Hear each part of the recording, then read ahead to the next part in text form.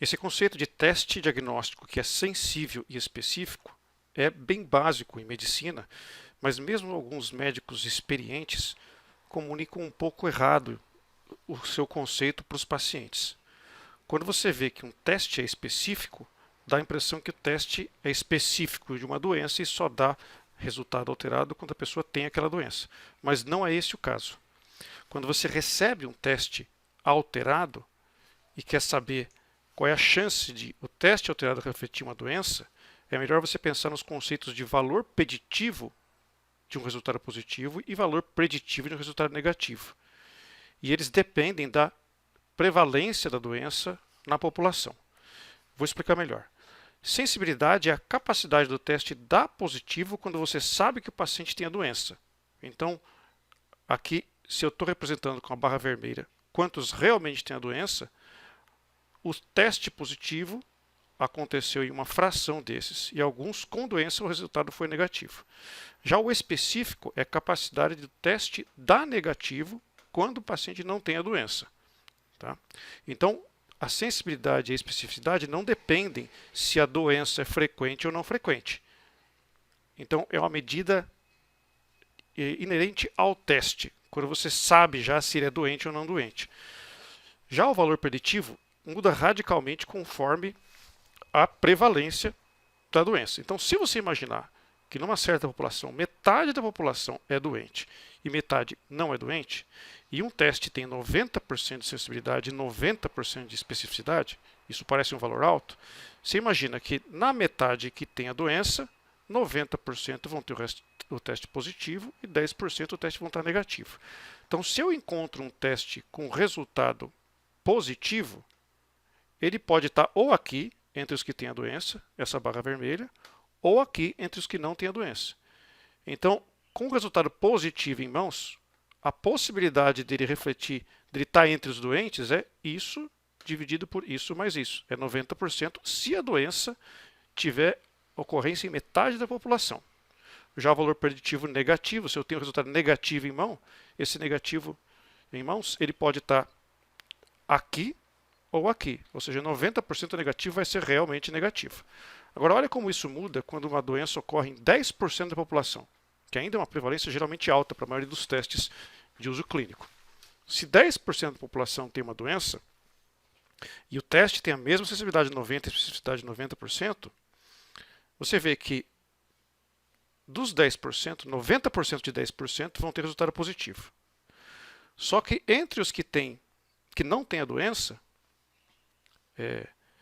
que são 90%, 10% dos 90%, ou seja, os que não pegaram a especificidade, também vão ter o resultado positivo. Então, 10% de 90 é a mesma coisa que 90% de 10.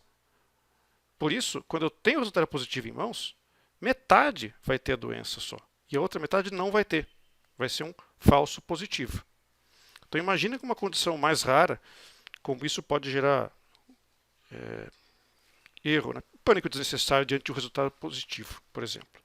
Eu vou dar um exemplo concreto. Em geral,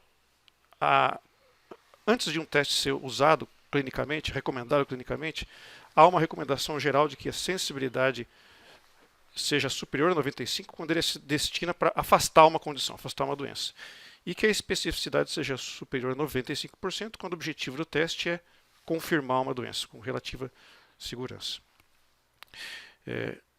Aqui na área que eu atuo, que é a monitorização intraoperatória neurofisiológica, um exemplo interessante é que o critério para você, quando está numa cirurgia de coluna lombosacra e quer ter certeza, quer fazer uma triagem sobre o risco de uma passagem de parafuso ter causado uma quebra de pedículo, o critério que mais se usa é estimular a cabeça do parafuso, e quando a resposta está presente com 8 miliamperes ou menos, a gente considera que houve um risco de quebra. Então, a sensibilidade desse teste, no maior estudo feito, com 4.857 parafusos, é de 86%, ou seja, é inferior aos 95% de recomendação clínica. E a especificidade, 94%. Agora, qual que é o valor preditivo positivo, considerando que, em média, o risco de quebra medial na coluna lombosacral, quando você passa um parafuso, é de 2,2%. O valor preditivo é bastante baixo até, 24%. Ou seja, isso significa que de cada vez que eu dou um alarme com esse critério, o critério mais antigo, 3 vezes eu vou estar de cada 4 vezes, 3 vezes o alarme vai ser desnecessário. Então é um teste mais de triagem. E já o valor preditivo negativo, se eu falar que está sempre negativo, o pior que eu posso fazer é falar que está sempre negativo e perder os 2% onde ocorre. Então, aparentemente, é 99,7%, mas é mais relevante você ver entre os que tinham realmente quebra, quantos que você não percebe. Então, seria o contrário da sensibilidade, 14%. Então, esses dois mostram que há um critério que precisa evoluir. E esse estudo de 2019 mostra uma evolução significativa. Apesar de ele se basear num número menor de parafusos, apenas 176, o outro foram 4.800 e poucos parafusos, com a mudança do critério de, ao invés de estimular o parafuso, que isso gera dissipação da corrente, estimulando o trajeto com uma sonda teflonada, a sensibilidade passou a ser 100%. Esse valor não deve estar preciso, porque o N é pequeno, talvez tenha sido superestimado. Mas mesmo assim é um número impressionante para 176 parafusos, com essa mudança de critério. E a especificidade 99,4%. Olha como o valor preditivo positivo, com essa mudança de critério, mudou para 88,9% comparado a 24,4%. E a sensibilidade de 100% acaba implicando também um valor preditivo negativo de 100%. Aliás,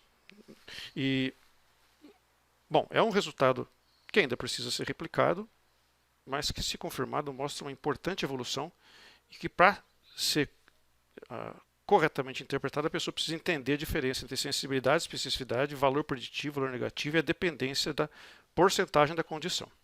Tá? Uma última observação é que aqui esses valores de sensibilidade e especificidade foram medidos em relação ao não apenas eventos de quebra, mas eventos em que o parafuso estava tocando a cortical.